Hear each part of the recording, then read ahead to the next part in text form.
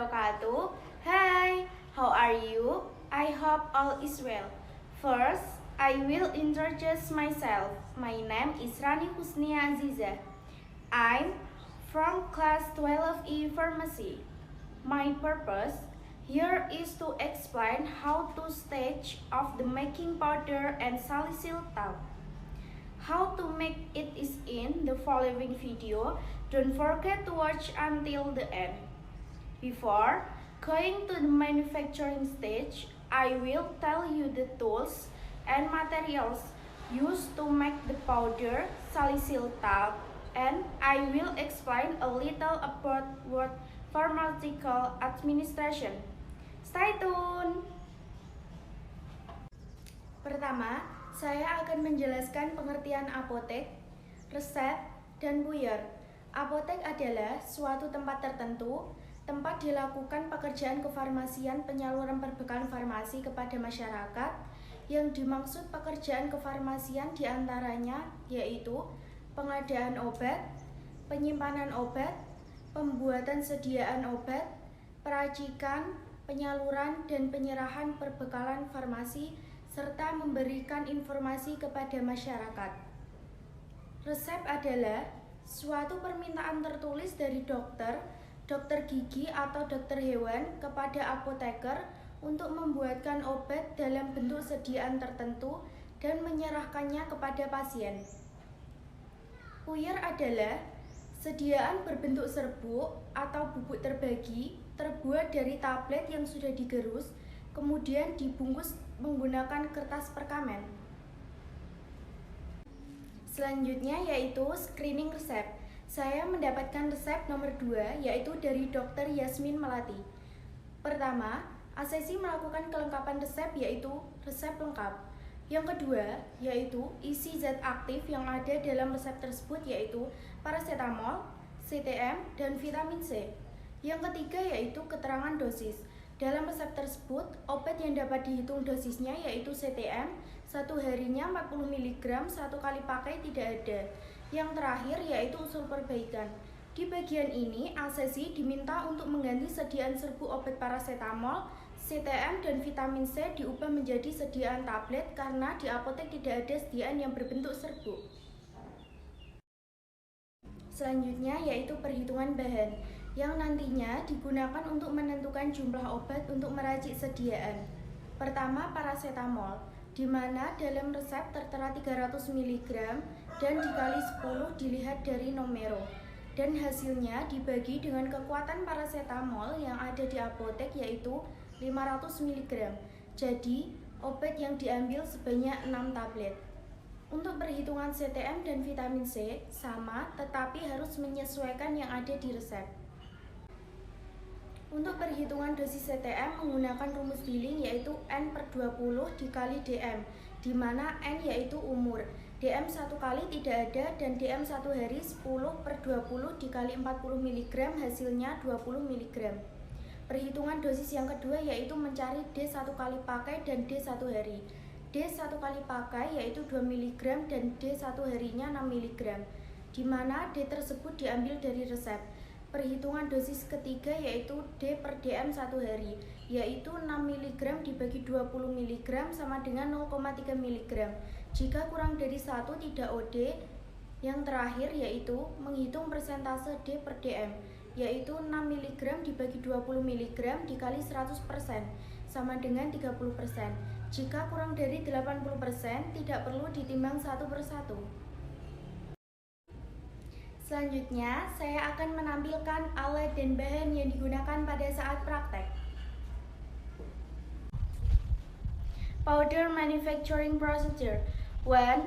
Prepare tools and materials. 2.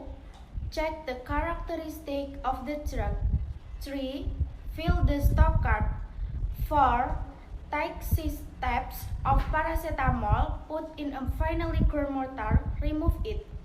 5. Take 5 steps of CTM, put in a finely ground mortar, remove it. 6.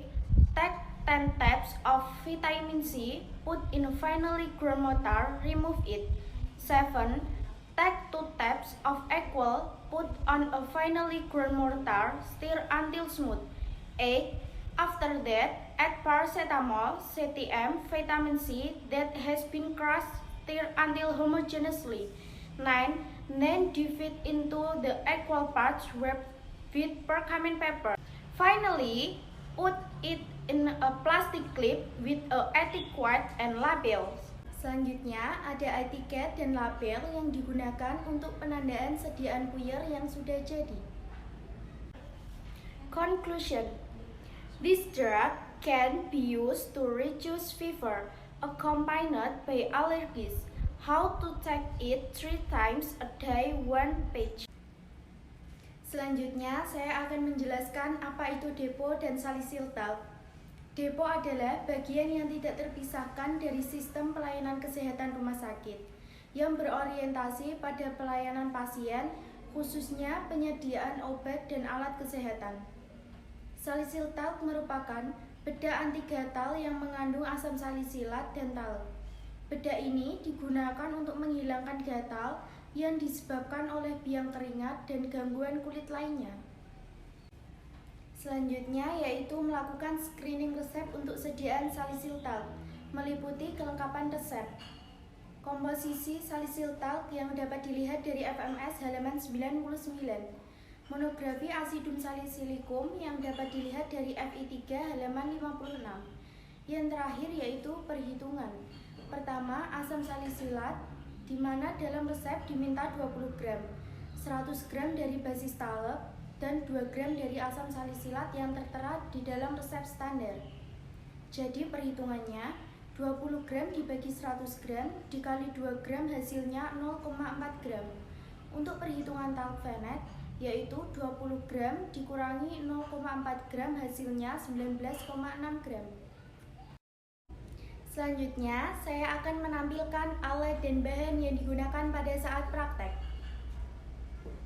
Salicylic talc manufacturing procedure. 1. Prepare tools and material. 2. Balance the scales. 3. Check the characteristic of the drug. 4. Fill the stock card. 5.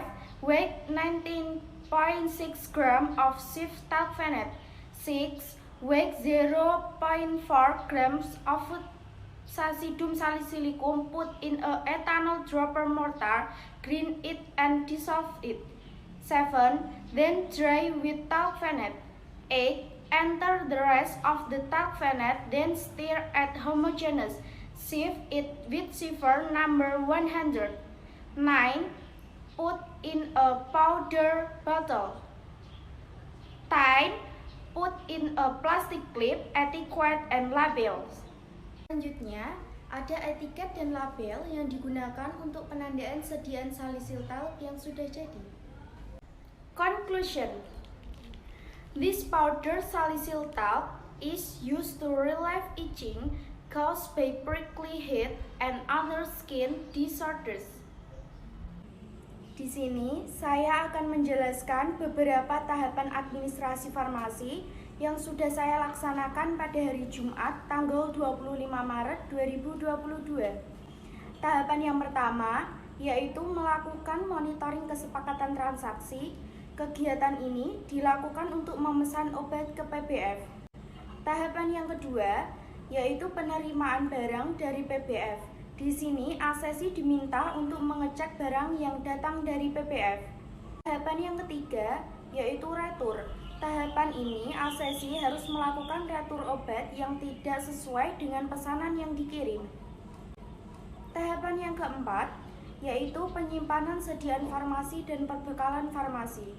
Di tahap ini, asesi melakukan penyimpanan ke gudang obat sesuai dengan bentuk sediaan, golongan obat, dan sesuai sistem penyimpanannya.